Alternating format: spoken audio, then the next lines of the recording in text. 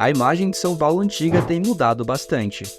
Hoje, parte dos casarões e antigas residências foram abaixo para o surgimento de novas construções, o que não se refletiu necessariamente na verticalização que caracterizou as últimas décadas na cidade.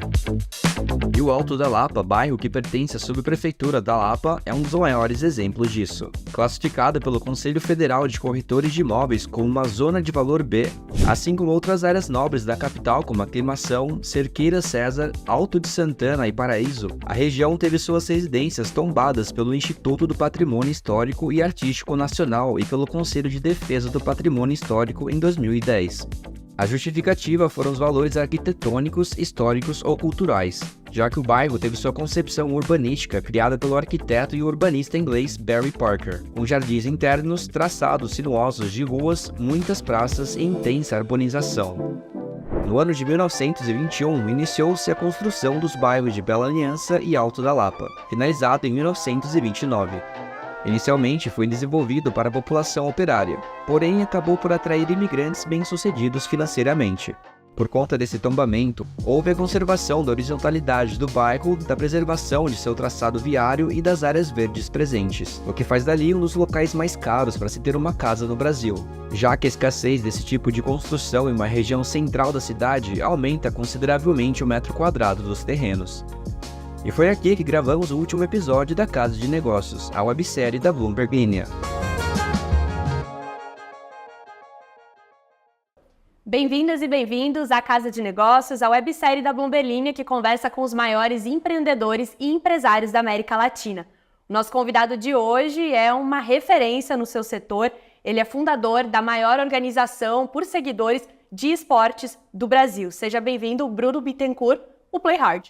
Exatamente, muito obrigado pelo convite, é um prazer estar aqui. Acho que vai ser uma conversa ótima, falar um pouquinho sobre o mercado que eu estou atuando aí há tantos anos. E é isso, um orgulho estar aqui.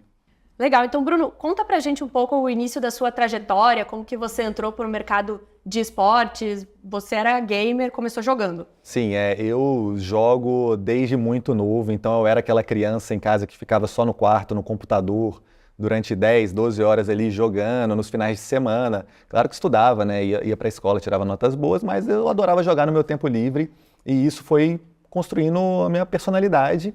Quando eu decidi começar a trabalhar, né, quando eu fui escolher meu curso, já estava tudo embasado nisso. Eu decidi escolher ciência da computação, porque meu sonho era fazer jogos também, então assim foi indo e consegui acertar, né, esse momento que o mercado começou a se desenvolver e crescer junto com ele.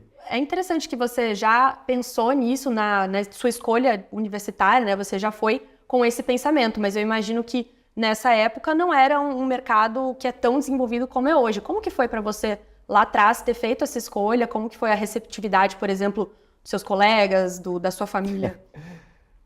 Eu lembro que no começo, quando eu estava na faculdade e aí estava estudando ciência da computação e eu comecei a produzir conteúdo na internet de jogos. Só que não era uma profissão muito comum naquela época, né? Então, a receptividade dos meus pais, dos meus colegas, eles estranharam um pouco. Então, meu pai vinha daquele mercado mais tradicional, era um professor universitário. E aí eu cheguei a comentar com ele, eu falei, pô, tá dando super certo o meu trabalho com games na internet, acho que eu vou parar de estudar, vou sair da faculdade. Aí a receptividade não foi muito boa. Nossa, eu imagino. Mas acabou que eu terminei a graduação, me formei, adorei, aprendi muito. E ele foi vendo também que, em paralelo, os meus esforços ali para empreender no mundo dos jogos estavam dando certo também. E hoje minha família é uma das minhas maiores fãs aí, apoiam muito o que a gente faz. Uhum. E ao longo dessa trajetória, o que te fez fazer essa virada de chave entre ser um gamer e estar estudando um pouco para isso, para você começar a olhar com um olhar de empreendedor para esse mundo?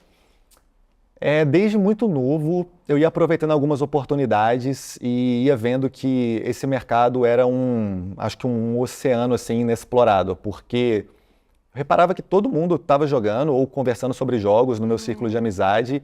Quando eu comecei a produzir efetivamente conteúdo para a internet, eu via que os números estavam crescendo exponencialmente ano a ano, de espectadores mesmo. Eu comecei a observar que estava ficando mais fácil para todo mundo jogar, porque quando eu comecei, era ideal jogar em um computador de última geração, que era um equipamento mais caro, mais de difícil acesso. Mas na medida que os anos foram passando, os jogos principais que eu comecei a ver atenção eram jogos mobile. Então, abriu uma porta de entrada para muita gente se aproximar desse segmento de um jeito que eles não conseguiam antes. Eu fui tendo algumas oportunidades de entender como que a internet e o mundo digital poderia proporcionar oportunidades financeiras. Então, desde 13, 14 anos, eu tinha blogs que já conseguia monetizar com conteúdo através de AdSense, isso há muito tempo. Depois, quando chegou o Orkut no Brasil, eu era um adolescente, um jovem muito tímido, eu não gostava de colocar fotos minhas na internet. Então, meu intuito assim, foi fazer páginas meio que padrão, sem ter uma imagem por trás, sem ter uma persona por trás. Então eu tinha aquelas comunidades, eu amo viajar, eu odeio acordar cedo, eu era moderador e dono de alguma delas. Sim. Como eram muito famosas, tinha marcas já naquela época dispostas a anunciar nessas páginas e pagar por isso. E também rolava muito troca de comunidades. Eu tenho 2 comunidades menores, quero trocar por uma maior, você esperava uma boa oportunidade, fazer um trade ali de comunidades. Você fazia um trade de comunidade, Sim, você isso, monetizava em cima disso. Sim, isso com 15, 16 anos já conseguia. Eu lembro também que muitas vezes eu ajudei meus colegas a evoluir nos jogos, a instalar jogos que eram mais difíceis de serem instalados. E eu cobrava por isso desde muito novo. Então eu fui vendo essas pequenas oportunidades, e isso foi construindo um pouco do meu pensamento de que sim, é possível eu ganhar um dinheiro com coisas que eu amo fazer. E isso foi evoluindo ao longo dos anos até chegar hoje onde a gente está aí. E aí, qual que foi o seu ponto de virada para você profissionalizar isso, né? Você já estava tendo... que você saiu do trade de comunidade do Orkut para outras iniciativas, até o momento em que você falou, não, aqui tem uma oportunidade de eu construir a minha empresa em torno desse serviço. Sim, enquanto eu estava na graduação, eu comecei meus canais no YouTube, que aí sim eu trouxe a minha personalidade para explicar sobre os jogos mobile ali, e eu peguei a ascensão e a explosão inicial dos games mobile dentro da indústria de games, que foi uma ascensão estratosférica, assim. E olhando para isso, eu cheguei a me tornar um dos maiores influenciadores de games do Brasil. Tenho mais de 20 milhões de seguidores acumulados nas redes. Então, essas oportunidades começaram a me mostrar que sim, estava crescendo, que mesmo enquanto eu estava na minha faculdade, na graduação, vendo veteranos e pessoas que trabalhavam na área, saindo com o primeiro emprego e conseguindo alguns salários, o que eu estava conseguindo faturar sendo um criador de conteúdo e explicando para o pessoal como melhorar nos games já era muito mais. Quando você cria a Loud, que é muito comum, né? A gente estava até conversando um pouquinho antes, a gente comparar a Loud com um time de futebol, por exemplo, né? Então, se você puder explicar um pouco como que surgiu a ideia da Loud e também para situar aí o nosso espectador dentro do mundo do futebol, por exemplo, que é um mundo que é mais comum, aí é mais conhecido, como que a Loud se encaixaria nesse universo de esportes? Não, com certeza. Quando eu estava trabalhando com os games mobile, eu comecei a reparar uma ascensão no competitivo dos jogos. O que é isso? Os melhores jogadores se tornavam tão bons ao ponto de que o público que jogava aquele jogo queriam ver eles competir entre si para ver quem que era o melhor do Brasil, o melhor do mundo. E isso começou a se tornar uma indústria muito impactante. Eu olhava para a China, alguns mercados que já estavam mais avançados, e eu via torneios acontecendo com premiações milionárias, de milhões de dólares. Eu olhava para isso e falava, nossa, essa é uma indústria que realmente pode crescer muito. Porém, tinha um problema que eu não era um dos melhores jogadores. Eu sempre fui aquele cara que joga mais casualmente. Eu queria mostrar um entretenimento para o público. Eu não queria ensinar eles a ser o melhor do mundo, porque exige tanto talento, dedicação, esforço. Na época eu não tinha. Mas vendo isso, eu comecei a entender como uma oportunidade de entrar e construir um negócio bem mais escalável do que apenas eu como produtor de conteúdo e que também não depende da minha imagem, da minha cara, da minha voz a todo momento para crescer e evoluir. Foi aí que veio a ideia da Loud, mais ou menos uns 6, 7 anos depois que eu comecei a produzir conteúdo na internet. Comecei a Loud ali em 2019. Em 2019 que você viu essa oportunidade de alçar outros jogadores usando o que você estava carregando ali de bagagem nos últimos anos. Como que funciona a estrutura da Loud hoje? Sim, traçando um paralelo até o que você perguntou sobre os esportes tradicionais, né, e como que funciona hoje, e como que a gente realmente entrou nisso. A Loud hoje, se você comparar com um Flamengo, por exemplo, o Flamengo ele tem o time de futebol, mas ele também tem o time de vôlei, outras modalidades que ele compete. A Loud, exato. A Loud não é diferente, porque os games são vários games. Alguns jogos são jogos de tiro, alguns jogos são jogos de estratégia, e a gente participa de algumas modalidades, a gente chama de modalidades. A maioria dos jogos que a gente participa são em time, em equipe, de 4 ou 5 jogadores, E a gente compete nas principais ligas, nas ligas oficiais do Brasil. Assim como tem o Brasileirão, a Libertadores, que já é um campeonato um pouco maior com outras regiões, nos games também tem isso. Você disputa o campeonato brasileiro, se você consegue bem, classifica para os campeonatos internacionais. E as premiações vão aumentando, a dificuldade vai aumentando, porque você enfrenta as maiores seleções do mundo, né? Vamos dizer assim. Você falou de prêmios milionários na China, né? Qual que é uma faixa de valor que a gente tem aqui no Brasil para esses maiores campeonatos?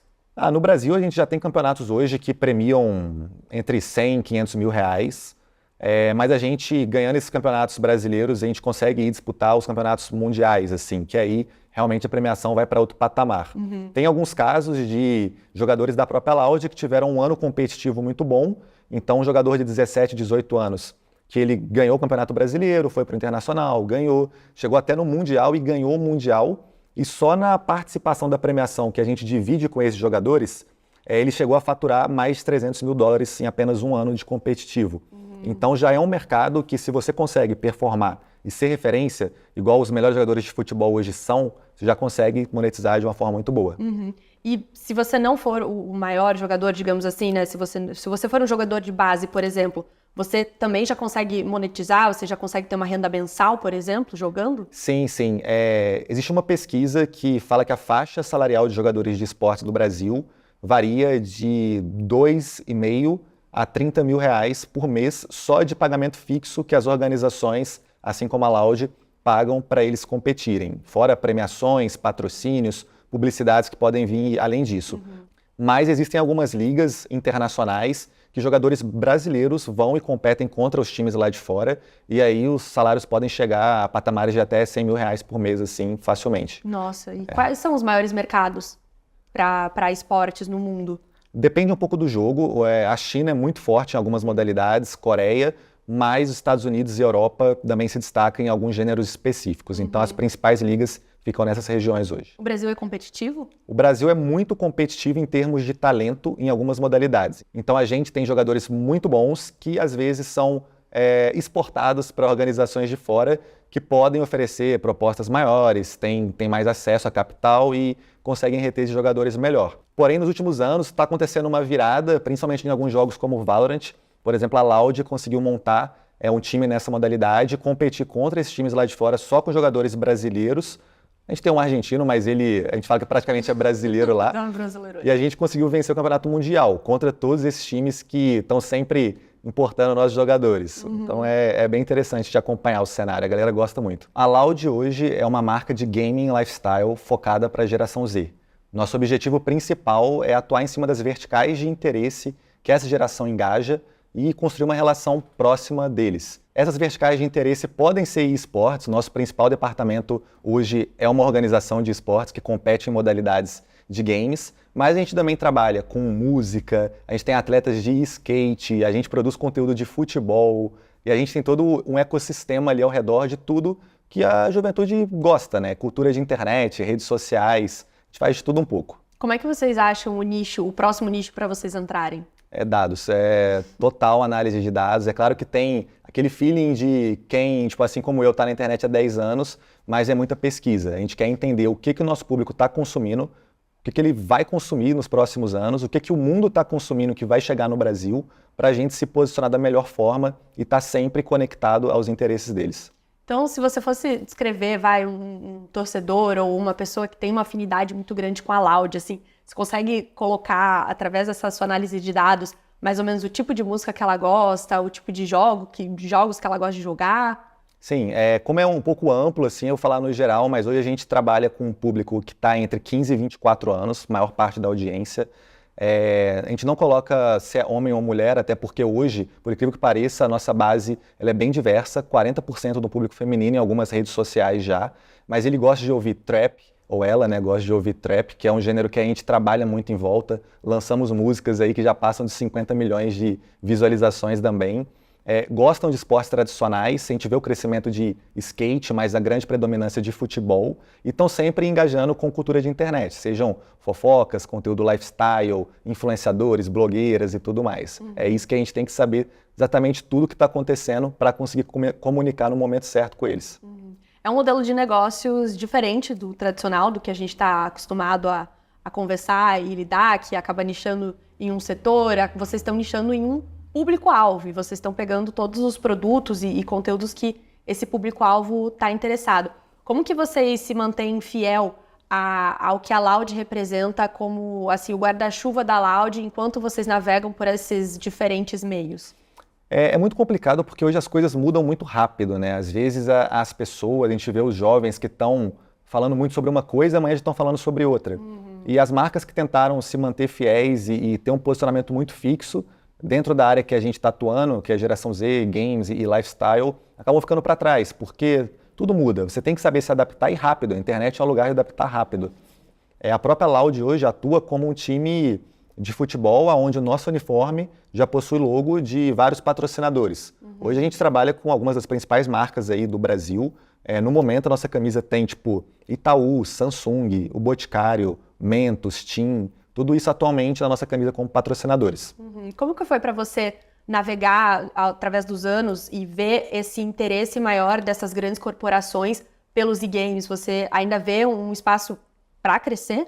Essa história é muito legal, porque quando eu comecei a trabalhar com internet, era muito difícil conseguir apoio de marcas e patrocinadores no segmento de games. Isso que eu fico imaginando. Ninguém entendia nada, eles tinham receio de como se comunicar com essa audiência. Algumas vezes eu ouvia e era comum que games era algo violento e poderia incentivar até de forma negativa as crianças, os jovens. Só que isso hoje em dia já caiu por terra. Existem vários estudos que provam que isso não é verdade e, pelo contrário, a audiência dos jogos, os jovens, a próxima geração, são os clientes potenciais que as marcas querem atingir agora, né? Eles são os tomadores de decisão do futuro. Eles muitas vezes são quem opina dentro das próprias casas para os pais e mães que perguntam, olha, pesquisa na internet aí o que eu devo comprar, que serviço que é o melhor. Então hoje estar conectado com quem é a referência dentro de casa e amanhã vai ser tomador de decisão é muito importante para as marcas. Eu peguei essa transição, eu estudei muito para isso, tanto na prática com os meus canais, sabendo comunicar com essa comunidade, entender a demanda deles, mas também do ponto de vista das marcas. Depois da minha graduação eu fiz conteúdos, estudei, fiz pós-graduação em marketing digital, realmente queria entender como que funciona para que essas marcas pudessem abraçar meu mercado e a gente pudesse levar isso para o próximo nível. E ver isso acontecer é muito gratificante. Ver que, 10 anos atrás eu falava com uma marca e ela dizia, cara, não quero entrar em games, não entendo sobre isso e acho que é perigoso. E hoje a gente consegue ser uma das principais verticais no planejamento de marketing do ano das maiores marcas do Brasil. Isso para mim é uma virada de chave, assim, é o legado que eu acho que eu deixo um pouco com o trabalho da Loud. Qual que é o investimento que um atleta que queira se profissionalizar em jogos mobile, por exemplo, qual que é o tamanho do investimento que ele precisa fazer nessa carreira? Vou falar dos jogadores que eu trabalhei na minha empresa que chegaram a disputar campeonatos mundiais e realmente são referência. Literalmente nenhum, assim. A maioria das pessoas hoje tem um celular, ou na família tem um celular. E todos esses celulares conseguem rodar os jogos principais competitivos. Essas pessoas precisam se dedicar muito, às vezes tempo é um fator limitante, porque você tem que ser melhor que todo mundo para se destacar. Mas, depois disso, se você consegue ser observado por uma organização como a Loud ou outras, pode ser chamado para disputar as ligas mais de base, né? A Série B, às vezes, Série C, e quem sabe chegar na liga principal, onde já existe também um salário bom, que dá para manter, ajudar a sua família. A gente tem muitos casos de trajetórias de sucesso na Loud que começaram só com esforço e um celular ali emprestado da mãe ou de algum amigo, e hoje são referências no mercado. Como que vocês acham esses jogadores? São várias maneiras, existem diversos jogos e alguns jogos têm maneiras mais específicas do que outros. Eu vou falar um pouco sobre o Free Fire, que foi esse jogo que foi mais difícil, porque ele começou do nada. Os outros jogos mais consolidados, a gente pode olhar outros times de base, campeonatos amadores e observar alguns jogadores. Mas o Free Fire não tinha nada. Então, basicamente, a gente começou a construir alguns eventos de comunidade para ver quem se destacava entre os jogadores que estavam ali jogando todos os dias. Quem era famoso só no boca a boca. E aí a gente foi testando eles a nível competitivo e começou o trabalho com quem performou melhor dentro de um time. E aí, como que é a organização dos atletas hoje? Quantos atletas vocês têm dentro da Loud? Então, hoje a gente tem 6 modalidades que a gente participa. Então, cada uma dessas tem entre 4 a 5 jogadores por equipe. E toda uma estrutura por trás disso também, desde psicólogo, fisioterapeuta, nutricionista, porque é um esporte de alta performance. A partir do momento que todo mundo já joga muito bem, fica o dia inteiro na frente do computador ou no celular jogando e chega a um nível muito bom, a gente precisa de ter outras variáveis que vão impactar na alta performance. Então envolve desde ter um coach para ajudar a definir as melhores estratégias baseadas no adversário que você vai jogar. Um analista para entender como que o outro time se comporta e tentar fazer uma estratégia para superar eles. É um esporte muito estratégico. Diferente de alguns esportes tradicionais, o game é decidido no milésimo de segundo, no último detalhe ali, realmente no detalhe. Que a pessoa tem que ter todo um preparo, que nem você falou, até psicológico, físico. E é porque a gente está falando principalmente de adolescentes. Como que é lidar com isso, um esporte de alta performance, de muita pressão e que também tem uma visibilidade que outros esportes muitas vezes não têm, né? Você tá ali numa live, por exemplo, e você poder ser criticado naquele milésimo de segundo que você cometeu um erro. Esse é um dos principais desafios, para falar a verdade, porque esses jogadores de esportes eletrônicos, eles ficam muito famosos no digital. E aí as redes sociais deles começam a ficar cheias de pessoas que torcem por eles, mas às vezes quando ele performa mal, a galera também critica. Torcida é assim, esporte, paixão, acontece assim.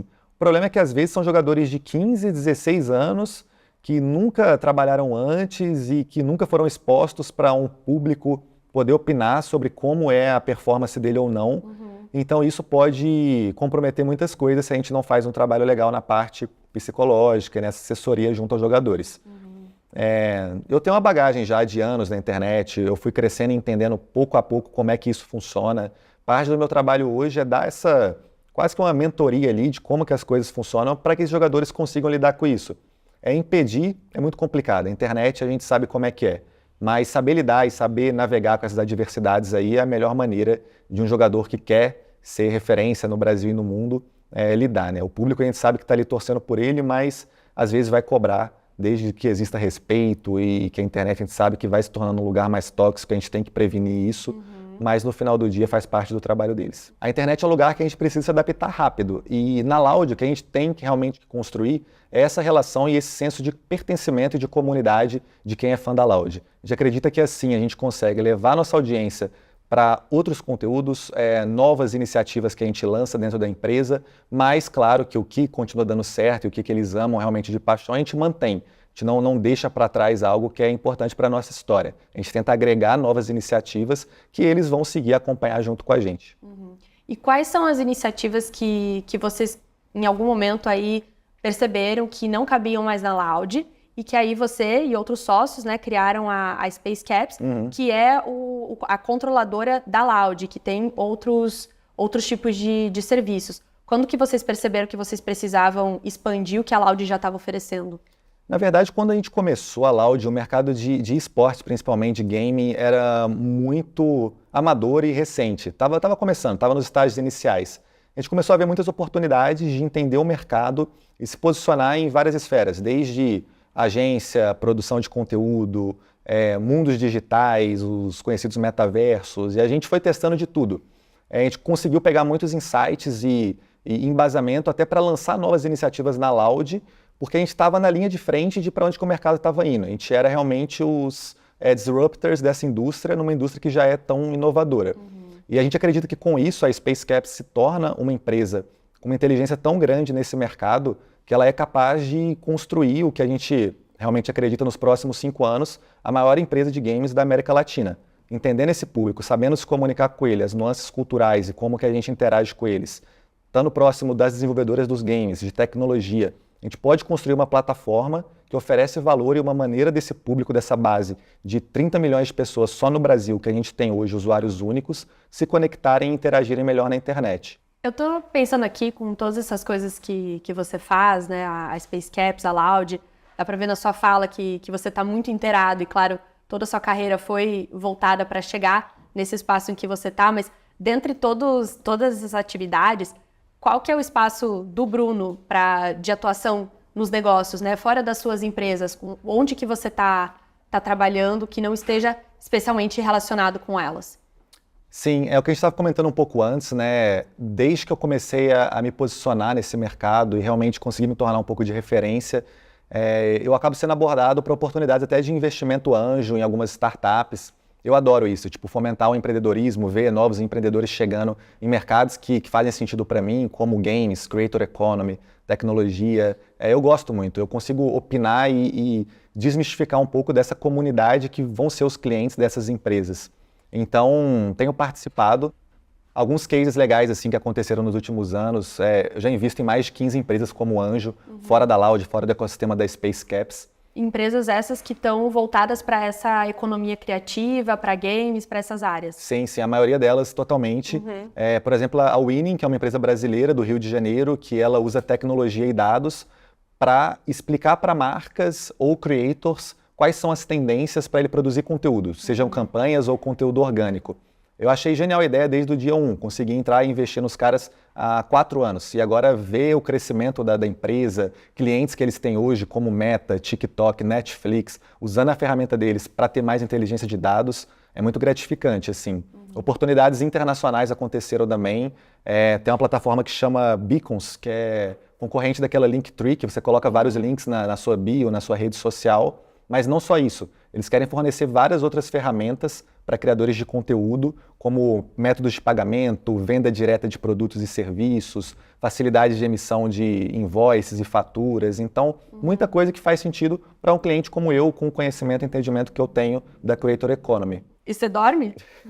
Não, a gente tenta, né, descansar um pouco, mas é complicado, é muita coisa acontecendo, mas eu gosto muito, nem parece que estou trabalhando, a verdade é essa. Eu faço exatamente a mesma coisa desde quando eu tinha 13, 14 anos e pretendo fazer pelos próximos 10. Bom, Bruno, a gente está chegando no final da nossa conversa e eu queria puxar o nosso quadro especial da 3ª temporada, o Momento Lembrança, em que você compartilha um objeto que você considera que foi importante ou que é importante para a sua carreira. Você trouxe esse colar aqui, queria que você me contasse um pouquinho por que você escolheu ele para compartilhar com a gente. O colar aqui é o logo da Loud, né? O pingente que é o símbolo, o logo da empresa que a gente começou. E para mim é muito importante eu poder vestir e acordar todo dia e olhar no espelho e tô com esse colar, porque representa que... Então, por mais que eu goste de games desde sempre, desde quando eu tinha 13, 14 anos até hoje eu jogo bastante, quando eu vejo o logo da Loud, quando eu vejo o que a gente está fazendo, meio que mostra que, tipo, eu consegui sair lá do interior e hoje todo mundo que acompanha de alguma maneira games ou esportes eletrônicos bate o olho nesse logo, nesse símbolo e sabe o que é, sabe? Então, tipo, daqui pra frente eu quero que o mundo inteiro conheça esse logo, mas por enquanto isso daqui representa muito. Bruno, muito obrigada por essa conversa, por essa entrevista. Desejo muito sucesso para você na sua carreira, muito sucesso para a Loud também e que a gente se veja mais vezes. Não, agradeço muito. Para mim é muito importante estar em lugares como esse. Como a gente conversou aqui, games há pouco tempo não era tão ouvido assim, né? E hoje ser um dos principais assuntos e pontos de discussão numa indústria tão forte como o mercado financeiro, com empresas tão importantes como a Bloomberg, assim, é sensacional para mim. Então, estar aqui já é um marco e eu agradeço muito o convite. Até a próxima.